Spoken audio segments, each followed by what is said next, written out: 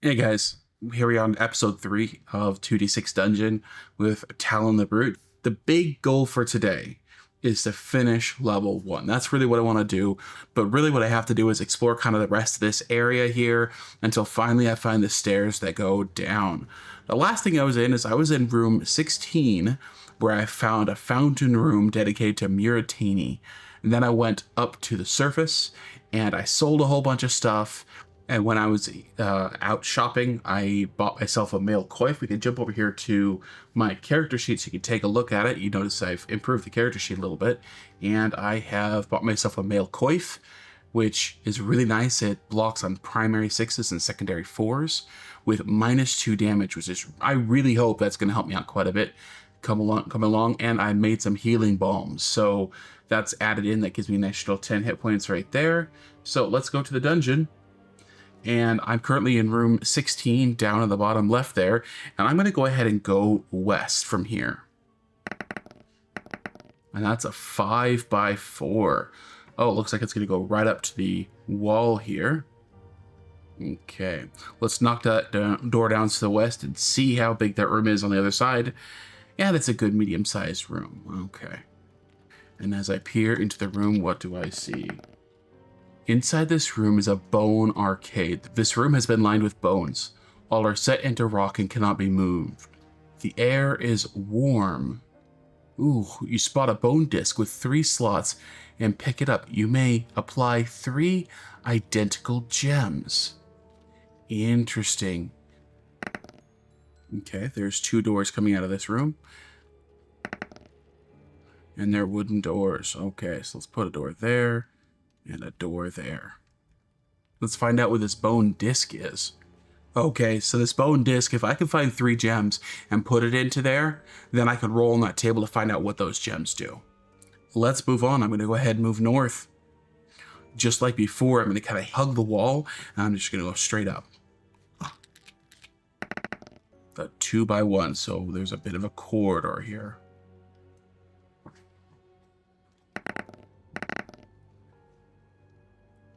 Then 1x2, it kind of snakes around. Then 1x4, oh my gosh.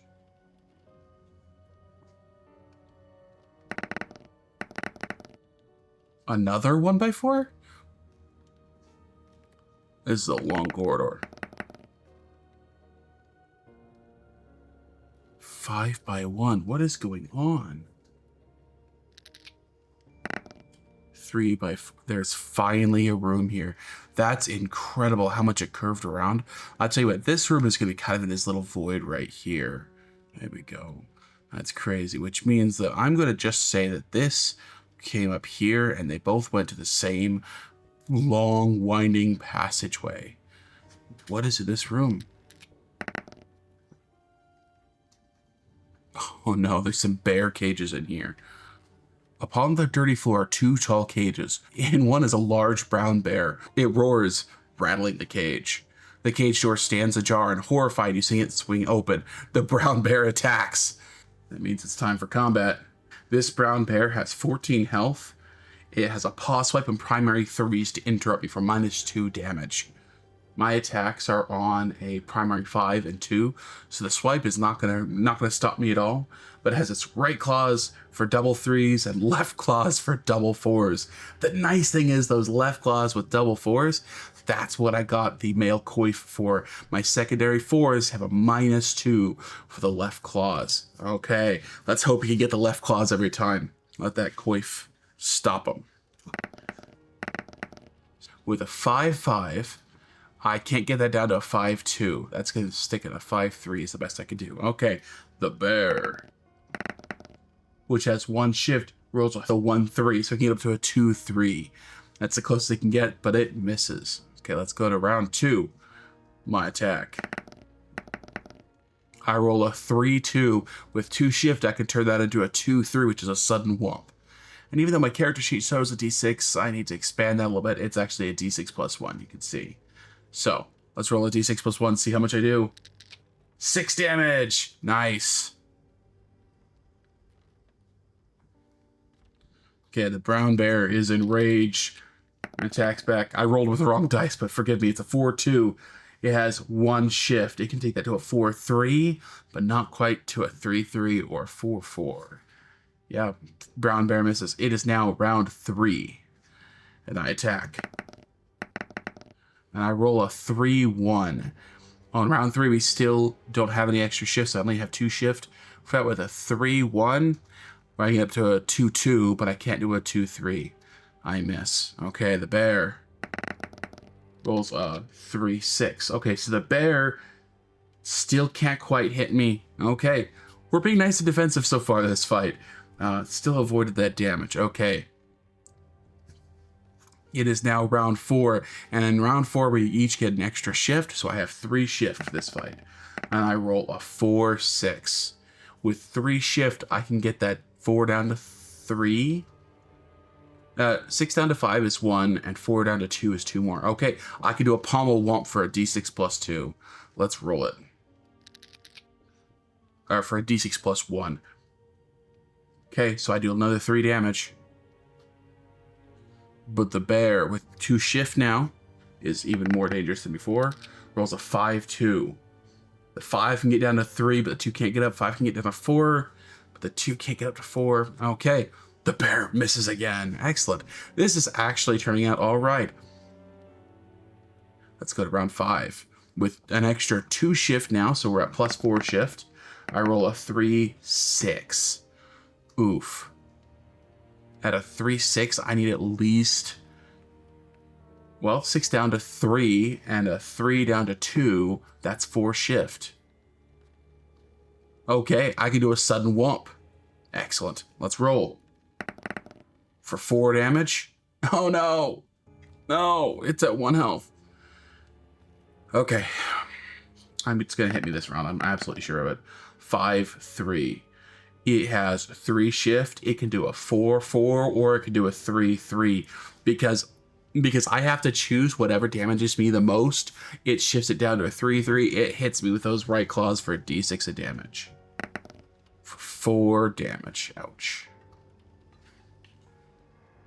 Yep, that's smart. That's smart. It is now round 6. We're at maximum shift now. We're going to be dealing the most damage. I should be able to kill him here. For 4-6. And I have 5 shift. I get my 6 down to 2 for a pommel thump, and the 4 up to 5. Yes, I'm able to hit him with the pommel. And minimum damage. I roll minimum damage. Well, I was going to say minimum damage is 2, which kills him. So the brown bear is dead. Excellent. Okay, so let's first say here in the bear cage. Treasure a set of fangs without becoming bloodied. I didn't become bloodied. I'm not sure what the mechanic is that it takes to become bloodied. I know that it's here on my sheet.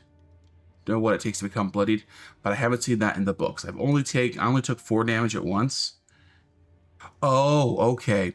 So, if you decide to butcher an animal, you gain the bloodied status and enough meat for 1 meal, although this meat must be cooked first. While carrying uncooked meat, the bloodied status cannot be removed, but the meat can be dropped at any time. You need a burner or a fire in order to cook the meat. So I can get a meal by harvesting the meat on the brown bear. Do I want it? If I'm cooking, there's a chance patrol will come along. Okay, interesting. Let's see, do I have what's required to be able to cook a fire? I have a lantern to light the fire, but I don't have anything to cook it in. Don't have a stove, anything like that. Okay, so I can't cook a fire. Do I want to become bloodied? While bloodied, you run the risk of becoming infected and gaining a fever. After encountering 8 rooms while bloodied, you gain a fever and lose 1 health for every additional room you encounter until you're cleaned. Once washed, remove all the ticks in the bloodied tract and carry on. Okay, so I don't want to become bloodied. At this point, I still have 4 rations, so I'm not going to try to harvest any meat from the brown bear, but I will take a set of fangs. Okay, I'm going to put this here at the bottom because it's not a large or heavy item. Just put it at the bottom. I'm going to go back to the room and see if there's anything else that I get out of this room. No, there's nothing else here. However, it has reinforced doors. Let's see how many reinforced doors there are. Okay, there's 2 doors. Let's see if they're locked. They are not locked. Okay. Well, if there's 2 doors, I'm going to say one of those doors just connects down to here, down to room 16. And we're going to give it another door. Well, we'll say right there. Okay, let's push open that reinforced door and see what's on the other side. A short corridor with a very small room at the end. Let's see what's in it. This is considered a small room. In the middle of the room is a Meduva statue. It's a rough statue. It forms twisted sinew. If you call for its favor here, you get -2 to the roll and no space to make offerings. It is unique. But unfortunately, I don't have any reason to call for fortune for Meduva, so I think we're going to leave it. Let's see if there's any exits to this room. There is one exit to the room. We're going to have this exit go north. Let's kick open the door and see what it is. Another corridor. Wow. Okay, 2x5. Let's see. It's going to wrap this direction, I think. Pop opens it. It's a long hall going to the east, but it's wider than a hallway. It's an actual room. Let's see what it is. It's a shackle room. Shackles and chains hang from the stone walls, and a cage stands in one corner. A form moves in the darkness. I have to find out what it is. Okay, so let's see what it is that's shifting in the darkness. It's a blacksmith. We've fought a blacksmith before. He's probably repairing all those shackles. Okay, it's time to fight a blacksmith. Blacksmiths don't have a whole lot of health. However, they do have their crossed arms and secondary 3s and 6s, which means my sudden womp is going to get -2 damage. I'm going to really try to focus on the pommel thump as much as possible. He does his hammer blow, but it's a d6 -1, so it doesn't really do much, and I can block it with my jerkin, so that'll be a d6 -2. So I'm not really afraid of him hurting me too much, so I'm going to let the fight play out. I'm not going to be using any special abilities, especially my throwing axe. Way too valuable here, so I'm going to attack. And I roll a 1, 6. Oof, there's no way I could shift that. So it's his turn. He immediately strikes back with his hammer and rolls a 5, 6. So close. He almost got his 6, 6 prime attack roll, but he can't get that either. So let's move to the next round. I roll a 4, 2. Good. With one shift, I can get that up to a pommel thump, dealing a d6 +1 damage, and I roll 3 damage. Okay. He's at half health. Is he going to start getting serious? No, he's not. As the blacksmith attacks, they catch their hammer in their apron. You kick out and cause d3 damage. Let's see how much damage I do. 3 damage. Yeah. 3 damage. Excellent. He gets stuck. I hit him and bam, he's down. Okay, that was a quick and clean kill right there. Very nice. So I'm going to hit something for the metal item table, and I'm going to be able to check his pockets as well. Okay, let's find out what's in that blacksmith's pockets to start. He has a few coins rattling in his pouch. 4 d6 copper coins and 2 d6 silver coins. Okay. Oops, I rolled a nope. 5, 6, 7, 8, 9, 10 copper coins. And how many silver? And 2d6 silver. And 10 silver. Excellent. I'll take that. I'm running low on money after buying that male coif. Okay, that blacksmith had some gold on him. Let's see what metal he has on his body. He had a twisted piece of plate. Okay. Okay, that was a good fight. Got a little bit of XP, got a little bit of loot. Let's go back to the dungeon delving. Let's see if there's any exits from this room. There are 3 exits. Interesting. Okay. It has reinforced doors. And they're locked. Oh no. Okay, since the doors are locked, I have to wait for a patrol, or I need to go down to room 16 to keep on exploring. Room 16 isn't really going to head me off into some fresh ground, So I think I'm going to have to wait for a patrol. And that will at least help me explore kind of this last little corner. And then we'll be done with level 1, I believe. We're going to watch this northwest corner of the room for the door to start moving and see who comes through. We wait for quite a while, and a laborer walks through. So it's just this scrawny guy in villager's clothing. He's not even paying attention. Well, unfortunately, we got to do it to him, don't we? The laborer has just 4 health. He does have something in his pockets, but it's at -2, so probably not much. He can shove on primary 2s. Let's see. That means my sudden womp is going to be at -2 damage. But then he has the uppercut at 2s and 5. Primary 2s, secondary 5s. That can't be blocked by my armor, but it's at a d6 -3 damage. So I'm not too worried about this guy. So let's go ahead and try and silence him as quick as possible. Maybe he won't be able to alert the people behind him. Let's go. I rolled a 6-4. 6-4. I can't quite get that down with only 2 shift. Okay, it's his turn. See if we'll get anything in on me. Oops, rolled an extra one there. 2-1. Nope, that's not going to do it either. It's now round 2. I rolled a 5-6. Again, it's just not quite good enough. Okay, his turn. 5-5. Nope, that requires 3 shifts, and I can't quite do that. Okay. It's now round 3, and I roll a 5-4. Now that I can shift down the secondary die down to a 2, do a pommel thump for a d6 +1. And I roll 3 damage, which takes him down to 1 hit point. And he gets to respond. And he responds with a 3-4. Which would take 2 shift to do, only 2 shift, but he only has 1. Okay, he barely misses with this uppercut, and it gets to round 4. We're starting to get a little bit fatigued. We get an extra shift. And I roll a 6-6 prime attack. Okay. When I roll a prime attack, that means that I can select any one of my abilities to use, and I get to add my shift bonus to it. Now, the fact is, he only has 1 health left, right?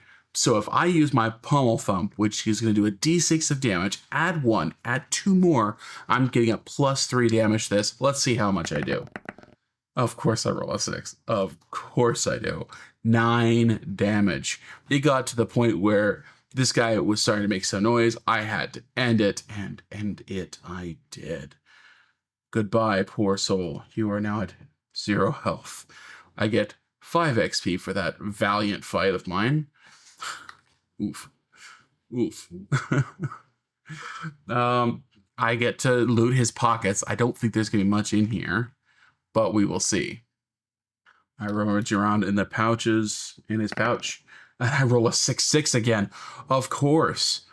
There are some Zumuro sleeves and 2 low-quality gems. Oh, excellent. Okay. This is really good. So I get some Zumuro sleeves and 2 low-quality gems. So I rolled another 6. What is with this? That means that I found 2 rubies. Now, these are low-quality rubies. So rubies, when low quality, that means they're worth 10 gold each. Excellent. That's really nice. But what I do have is I have that bone disc that needs 3 gems. So if I can find 1 more gem, I can sock it into that bone disc and find out what it does. Or I can always sell it.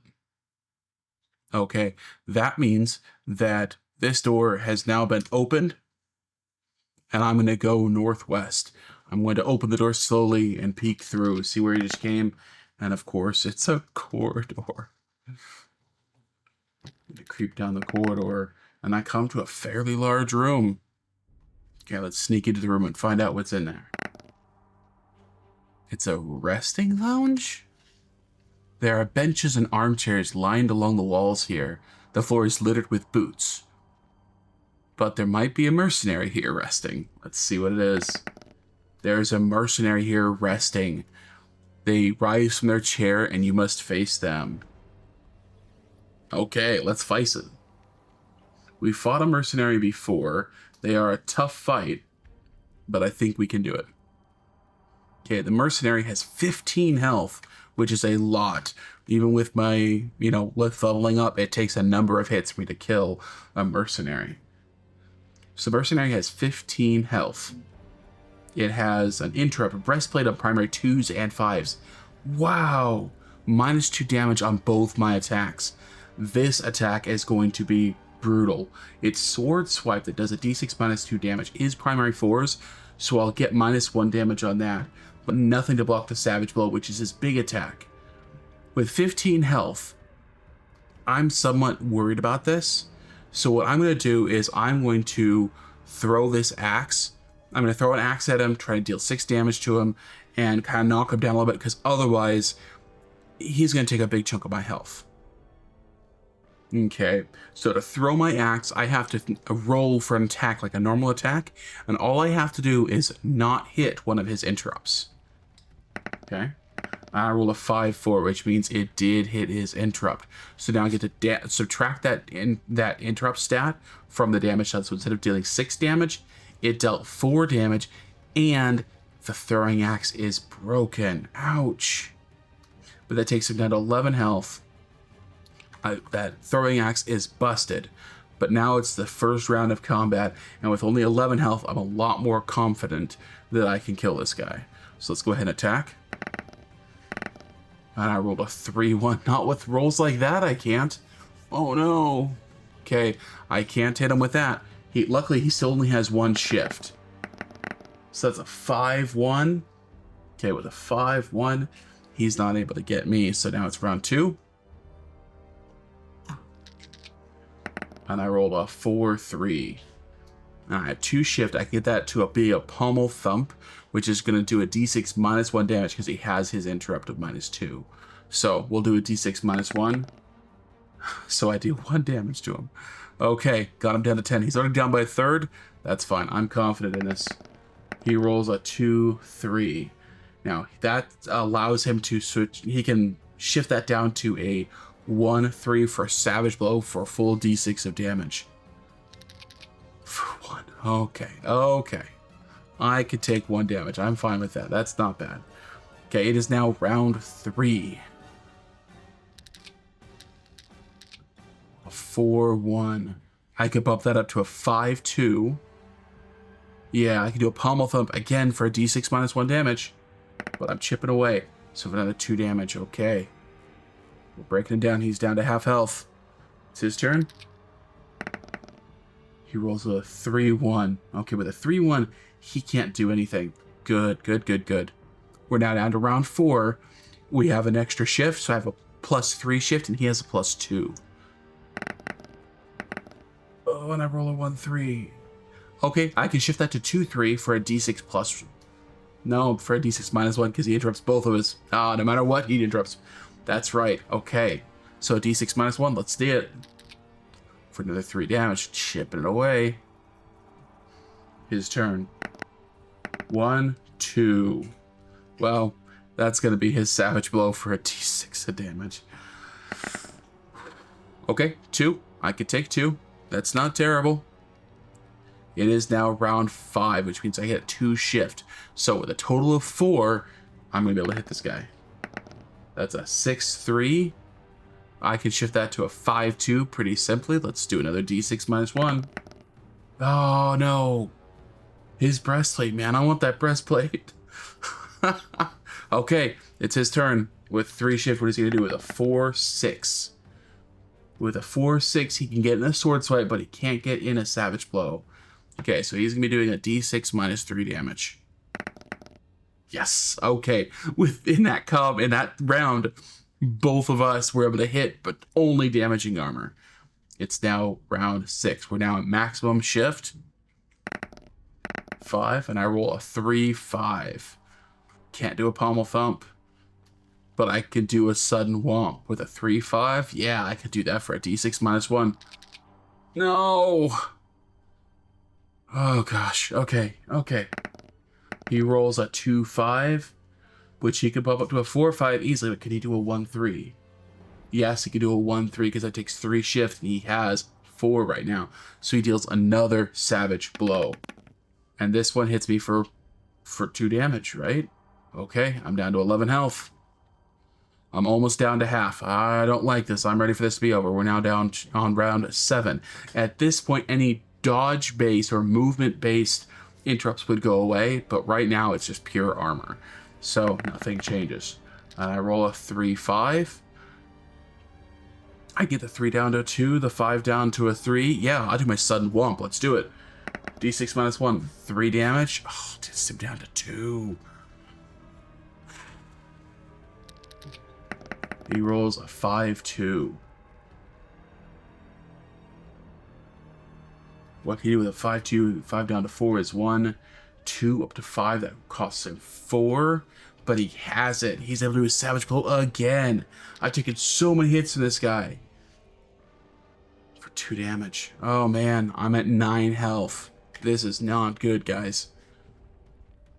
Okay, it is round 8. Gotta finish him off. 1-5. I get the 1 to 2, the 5 down to 3. Okay, let's hit him for 1 damage. He's 1 health. He's barely holding on, but he's doing so much damage to me every round. He rolls a 3-3, which you can easily turn into a Savage Blow for another D6 of damage. For 6 more, I'm at 3 health. Holy cow. Okay, I could die this next round if I don't do something. Okay, so what I'm going to do is I'm going to have to stop. I don't know if I can use my Healing Balm in combat. I'm going to have to look that up. Okay, I just checked the rules. And when you create a Healing Balm, you actually get 3 doses, which is really nice, not just 1. It takes a turn to use it. And when you do it, you gain 5 XP per adventurer level. So it looks like I gained 10 XP for doing that. So we'll give myself a little bit of XP there. But I'm going to take a turn, and I'm going to use the Healing Balm. Use 1 dose of that, getting up to 13 health. Okay, so it's now round 9, but he gets to attack me. And he rolls a 3-1, and that takes 4 shift, which he does. So he deals us D6 of damage. Please roll low. 4. Okay.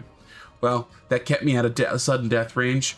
So I'm going to immediately roll to attack.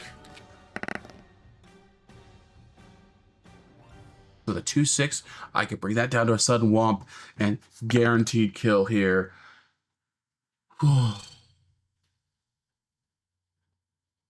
Okay. He's finally dead. Oh, that was dangerous. I've never had to use combat potions or anything before. That was with using my throwing axe. That guy's tough. The fact that his interrupt is perfect for all of my attacks. And he hit his Savage Blow over and over and over again. That was incredible how many times he hit me. Okay, but I do get 45 XP for that, which I'm really, really happy about. I will level up at 500 XP, so I have a long ways to go yet. But man, okay. I tell you what, that's floor 21. And I have now covered more than 75% of this map, which that means that I can discover the stairs in this room. That guard was standing there at the stairs. It's the resting lounge, and he was keeping the stairs covered from downstairs. Okay. So those are the stairs that go downwards down there in room 21. Stairs downward. So here I am in the lounge, taking a breather. Let's go ahead and loot this guy. Let's start by checking his pockets. This guy's got good loot in his pockets, so we get a little bonus to the roll.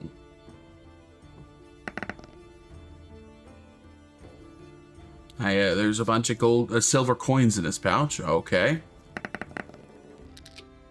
6 + 5, 11 silver coins in the pouch. Thank you very much. Those are mine. And he has an additional 3d6 silver on his body. Okay. For an additional 14 silver. I'll take it. Was there anything else in the room?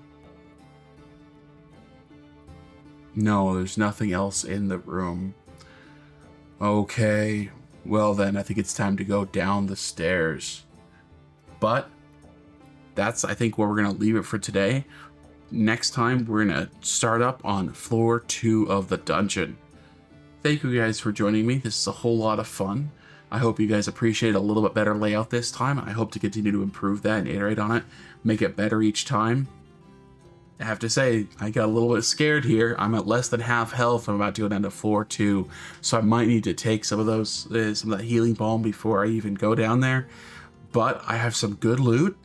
I think I'm pretty confident with what I have, with my skill set, and I'm excited to see what there is on the next floor of a 2d6 dungeon. Thank you very much for watching, and I hope you guys come back again next week. Talk to you later.